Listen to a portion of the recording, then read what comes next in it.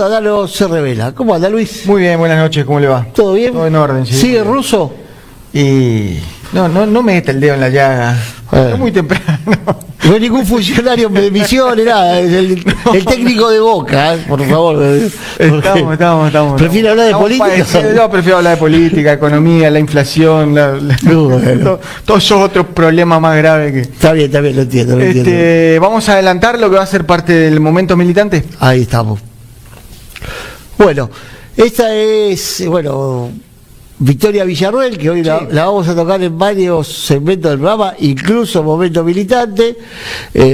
Valdés estuvo visitando Corrientes. Tomó partido el gobernador correntino, ¿no? En la interna libertaria. En la interna libertaria, y además no participa de Grito Federal. Claro. No participa de Grito Federal. Claramente se alineó con la vicepresidenta. Que también, después vamos a explicar un poco qué hay detrás de eso. Bien, tenemos una más. Ahí está. Allá tenés votos, le está diciendo Pasanaco. Por allá tenés unos votos más. Sí, al candidato a diputado nacional, Oscar Herrera. ¿Seguí derecho? ¿Este no es García Ripoll? No. Parecido, pero no. ¿Es parecido, no es? Parecido. Sí. ¿Seguro que no es Ripoll ese de lente? No es Ripoll. ¿No? No. ¿Fue parecido que...? Sí. ¿Y el otro que está con el termo? No sé. Jefe de escuadrilla. Dice que te indica... Falta el que está laburando, ¿no? Porque siempre y son cuatro mirando. Acá están las máquinas, así que debe andar por ahí vacías también. Está caminando. Tenemos información del gobierno también para el coloque para el momento. ¿Andresito? Sí, al momento militante. Bien. Voy a hacer un comentario para arrancar este programa, una editorial que se llama Ideologías Superiores. Todos recordarán, o algunos recordarán, el escándalo de la semana pasada de la concejal electa del municipio de Montecarlo, Patricia Buchmayer, docente de 5º grado, vicedirectora de escuela primaria, publicó la foto de un Ford Falcon verde con un comentario abajo donde decía: con el baúl mejorado para carrear zurditos llorando. Hizo esta publicación en su cuenta de Facebook con unos emojis de carcajada, como riéndose. Y la publicación era pública, cualquiera, aunque no sea amigo, la puede ver. Seguramente esperaba que le lean, le vean y le compartan y se adhieran a su comentario. No sé si sabrá esta señora que en este país hubo gente a la que consideraban zurditos y que fue secuestrada, torturada, asesinada, muchos desaparecidos. Hubo mujeres que estaban embarazadas, se le robó el bebé y desaparecieron. Todo eso porque pensaban diferente, porque pensaban distinto y porque los consideran zurditos. Y lo peor de esto es que quienes cometieron esas atrocidades usaron los recursos del Estado, el dinero del Estado, las herramientas del Estado y el dinero que pagamos y que pagaban todos los contribuyentes con los impuestos para llevar adelante estos crímenes. Y a esta altura debería saber esta señora que hay un consenso casi unánime. Digo casi porque hay todavía algunos de mentalidad retrógrada que no lo reconocen, pero hay un consenso casi unánime de que eso no puede volver a ocurrir nunca más. Nunca más. El Estado usando recursos y herramientas del Estado para secuestrar, torturar, asesinar y desaparecer a ciudadanos argentinos. Entonces, desde ese punto de vista no tiene ninguna gracia su intento de humor político incorrecto, como se quiso justificar después. Pero no es un caso aislado, porque 10 días antes un tuitero de Buenos Aires conocido como El Gordo Dan publicó en su cuenta de Twitter, o X como se llama ahora, unos mensajes al presidente Javier Milei pidiéndole que saque los aviones y que saque los tanques a la plaza, porque el Congreso había votado en contra del gobierno nacional una ley en ese momento, dando a entender este gordo Dan, que el único mérito que tiene es ser un tuitero libertario, y a esta altura yo no sé si eso es un mérito,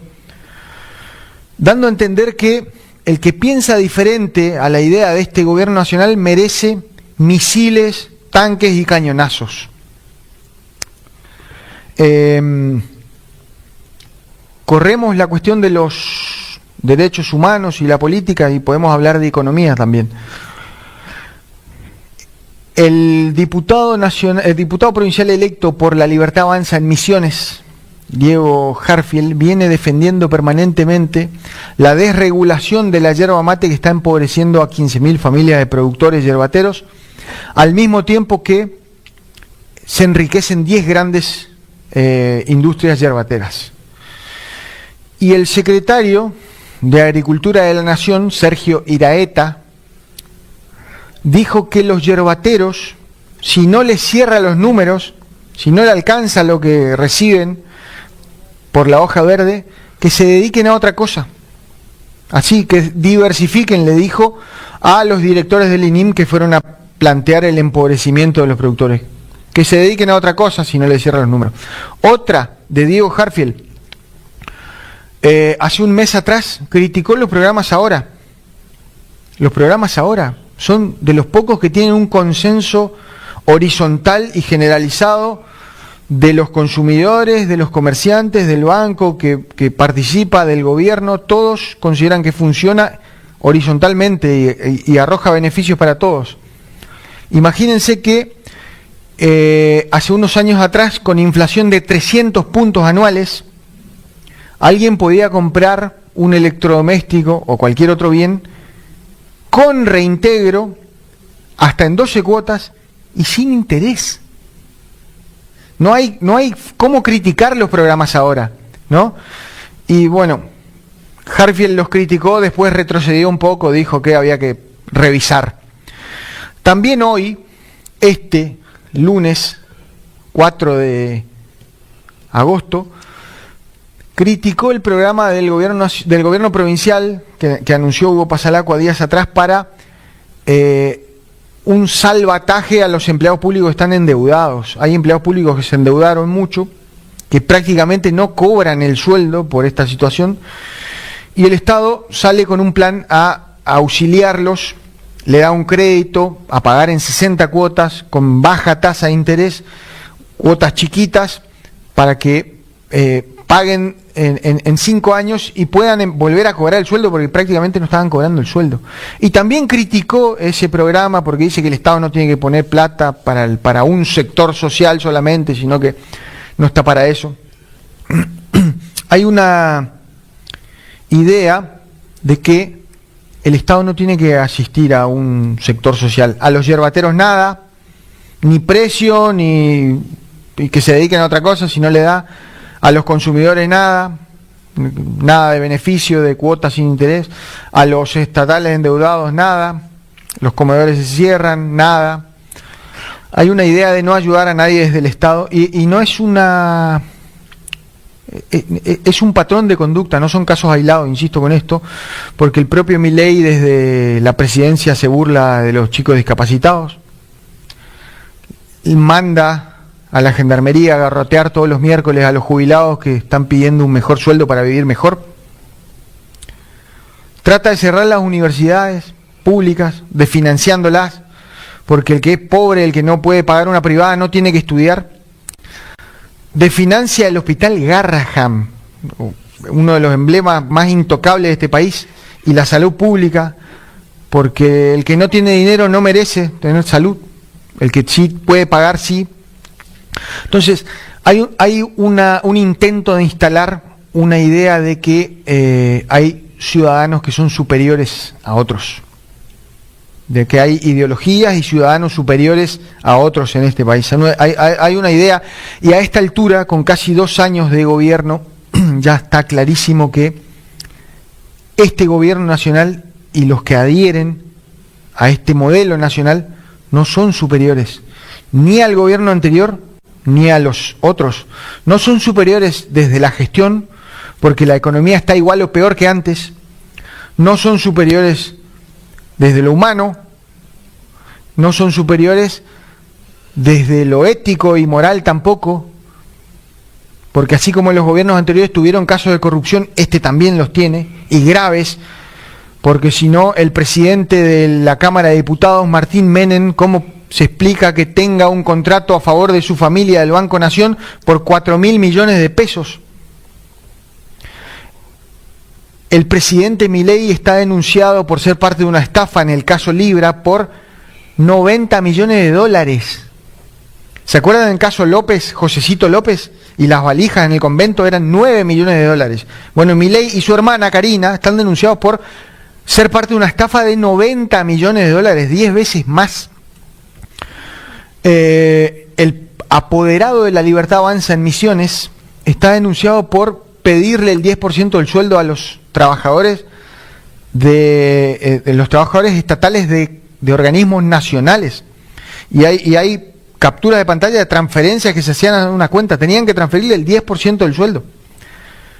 Entonces, no son mejores. No, la idea que intentan instalar se cae de Maduro porque choca con la realidad.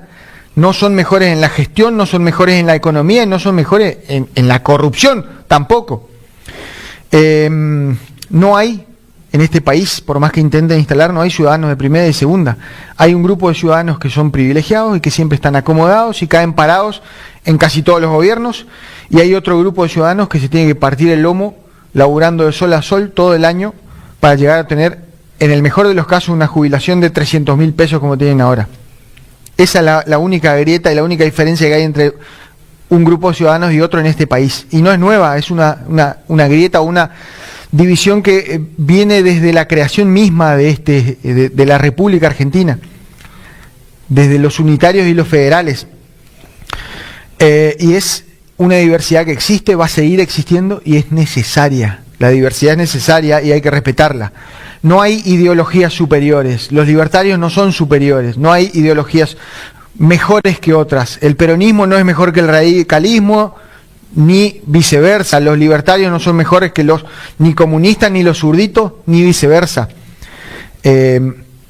No se trata, el problema no es la publicación de esta señora de Montecarlo, la publicación del Gordo Dan, los resbalones económicos de Hartfield, ni las salvajadas que dice el presidente Milei. No, ese es el problema. El problema son dos. Por un lado, tratan de instalar la idea de que hay ciudadanos de primera y de segunda, que no los hay.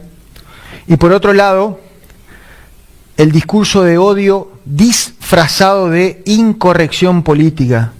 El discurso de odio disfrazado de incorrección política. Y basta con el discurso de odio. Hay que terminar con el discurso de odio. El odio que siembran hoy va a volver mañana por ustedes. Así que terminen con el discurso de odio en la provincia y en la nación.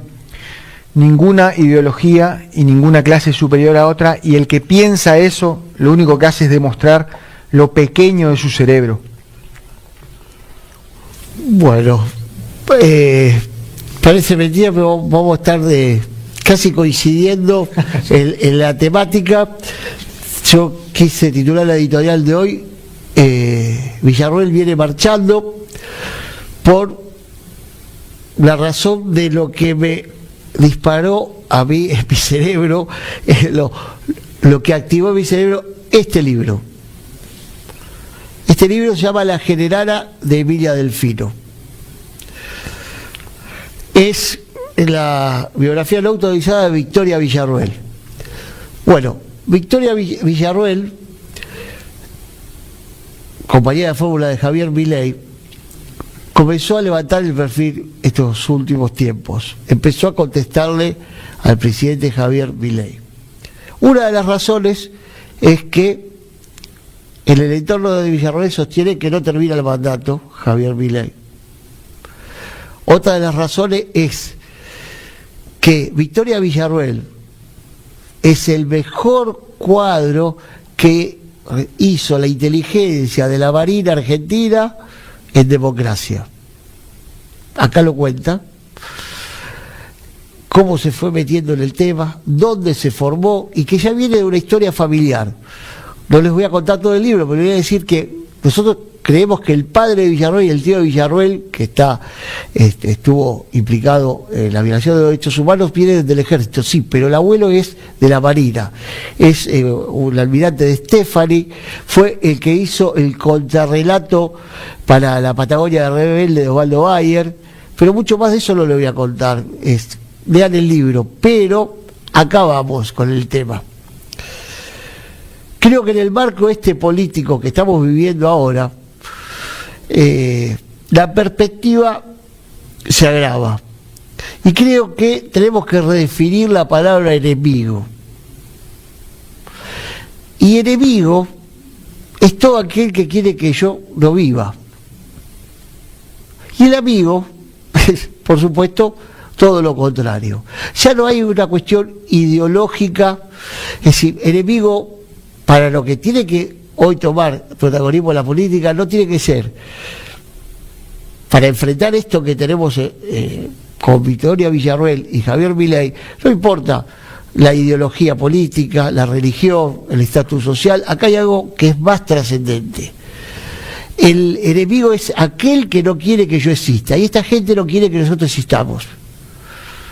Ahora, enfrentarlos, destruir al enemigo no es destruirlo como lo hemos hecho en otra época, porque nos matamos todos y la violencia no sirve. La mejor manera que tenemos de contrarrestar a ese enemigo es sumando a los amigos, más allá de las diferencias, al adversario, porque el radicalismo, el peronismo, hasta el macrismo, creo que no querían la destrucción o la existencia del otro o de los otros. Es como una cuestión de autodefensa esto. ¿Y cómo enfrentarlos? Sumando y tomando conciencia a la gente. Y así es la mejor manera de destruir a ese enemigo. Yo creo que esto no es una oda a todo este transversalismo nuevo político que apareció la semana pasada, el grito federal. Porque cuando estaba leyendo esto y estaba tomando conciencia del grave problema que está teniendo la Argentina, hace de esa formación política de grito federal, donde estaba Martín Yarlora, a donde estaba Nacho Torres de Chubut, a donde estaba Puyado, y les cuento una chiquita. Nacho Torres habla de grito federal, dice que va a salir un presidente de ese grupo, o un candidato a presidente del 2027, él se autopercibe presidente del 2027, dice que los porteños no pueden marcar la política de las provincias. ¿Estamos todos de acuerdo en eso? Bien. ¿Todos de acuerdo? Nació su hijo Victorio 48 horas después. ¿Sabe dónde nació? En una clínica de Buenos Aires. No, papá, así no va. Después vas al peronismo y te das cuenta de lo que está pasando. Máximo Kirchner dice que Milei recibió un peor gobierno que el que recibió Alberto Fernández. No, papá, así no vamos. Y después tenés a Grabois, que se la pasa puteando a Massa. De ahí no va a salir. De la política, de ahí no hay. Entonces lo que creo que hoy la función de la política va a tener que ser el arte de redefinir quién es amigo y quién es enemigo. Y bajo esa pauta de amigo-enemigo, tratar de encontrar una propuesta superadora. Los actores que tenemos ahora dejan mucho que desear, pero lo que tenemos enfrente es más grave. Es más grave. Todo aquel que quiere que yo no exista es mi enemigo. Y nada más. Solamente aquel que quiera que yo no tenga una vida propia es mi enemigo. Y nada más. Y creo que en ese marco y en ese escenario están los libertarios. Y está Javier Milei y está Victoria Villarroel. Con un condimento. Victoria Villarroel es la primera persona que traicionó a Javier Milei, porque a Kikuchi lo traiciona, pero hicieron caja con Kikuchi, y acá en Misiones lo conocemos a Kikuchi.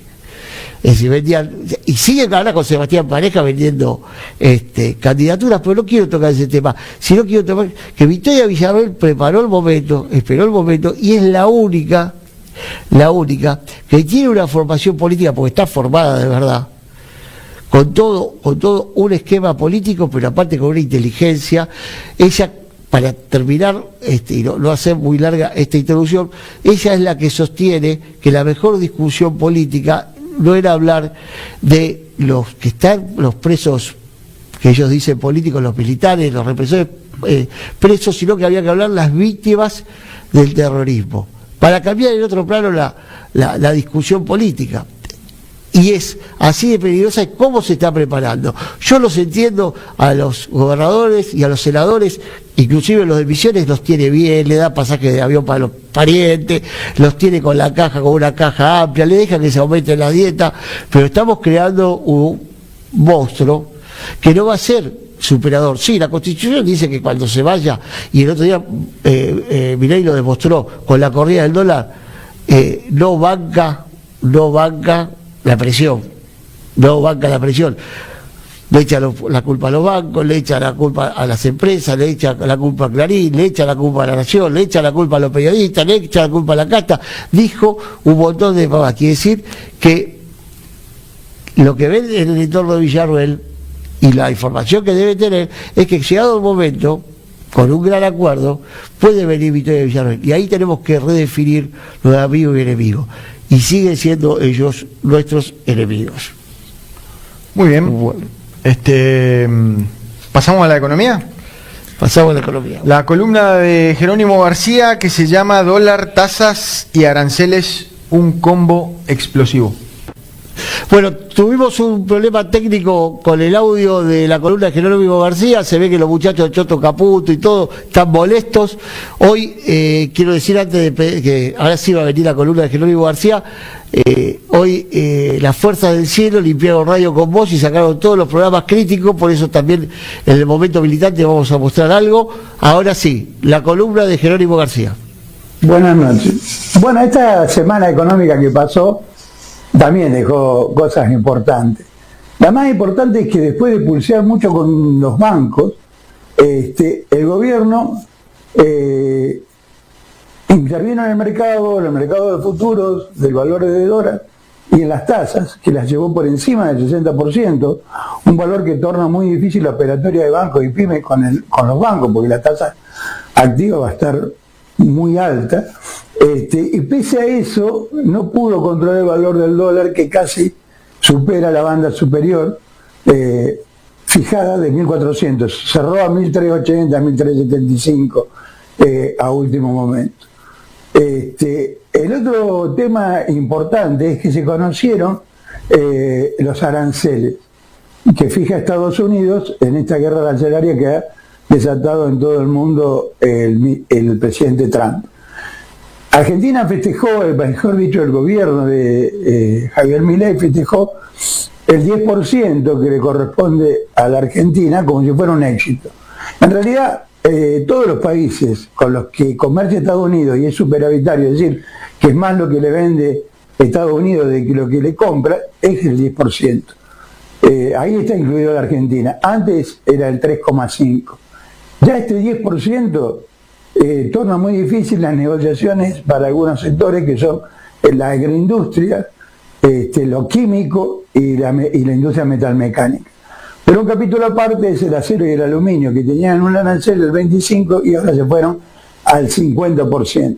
Cancillería y Economía están tratando de que ese arancel se disminuya porque es un valor absolutamente prohibitivo. Y después algo que sacó de quicio al gobierno, sin que se entienda muy bien, son las declaraciones de Joseph Stiglitz. Stiglitz fue Premio Nobel de Economía en el año 2001, es un economista muy reputado, reconocido, profesor universitario de las universidades más grandes del mundo, más prestigiosas del mundo me refiero, un personaje de la economía, que dijo que Argentina corre serio riesgo de entrar en una crisis y tornarse inviable porque hay dos empréstitos contraídos con el gobierno de Macri y con el actual gobierno que no se puede pagar, que es lo que sabemos todos, o sea, todos los que conocemos el funcionamiento del país sabemos que a este paso no son pagables. los 44.000 millones de Caballo, los 44.000 millones de Macri y los 20.000 millones que lleva este gobierno, que no ha llegado ni siquiera a la mitad de su mandato. Y por último, hay una serie de frases que se relacionan con el acervo popular, relacionadas con el dólar.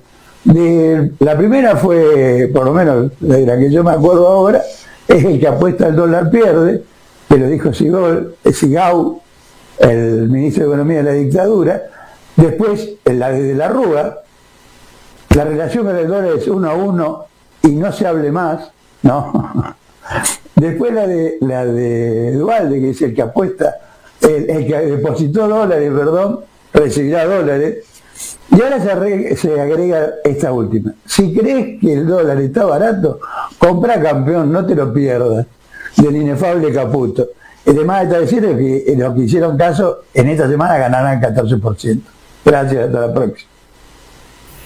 Saludos, ahí está. Buenas noches. Bueno, esta semana económica... El audio, bueno, se ve que le gustó a la de los controles. Joseph Stiglitz, premio Nobel de Economía, y hay una frase que Jerónimo también tendría que haberla dicho, la de Pugliese: les hablé con el corazón y me contestaron con el bolsillo. El último ministro de Economía, o el anteúltimo que tuvo Alfonsín. Muy bueno. ¿Este camino sabe lo que va a pasar? ¿A este ritmo? Dígame. ¿Le cuento en la bolufrase lo que va a pasar? Dígame. La bolufrase de Javier Milei dijo... Mira, pato, peto, pito, poto y Fantino. En 2026 la inflación va a desaparecer y en 2027 voy a ser reelecto. No, lo dijo el presidente. En Neura, el papelón. Y una cosa que vos dijiste al principio del programa: se levantó en el medio de la transmisión del programa de Neura, que igualmente Fantino, después de haber metido en cana gente con Macri, el animal de sueldo, que la noche anterior te avisaban a quién iban a meter en cana, a los socios del PAN y todas esas cosas que hicieron raras, o sacarle fotos a Vudú, como le sacaron en pijama en la casa delante de los hijos, más allá de lo que sea Vudú. Ahí en lo de Fantino se levantó riéndose con picardía y firmó el decreto donde vetaba el aumento jubilado, el tema de la discapacidad y todo eso. Como dice Luis, esto tarde, y espero que más temprano que tarde termine. Muy bien, vamos al corte. Va a estar en el próximo bloque con nosotros el ministro de Gobierno de la provincia, Marcelo Pérez.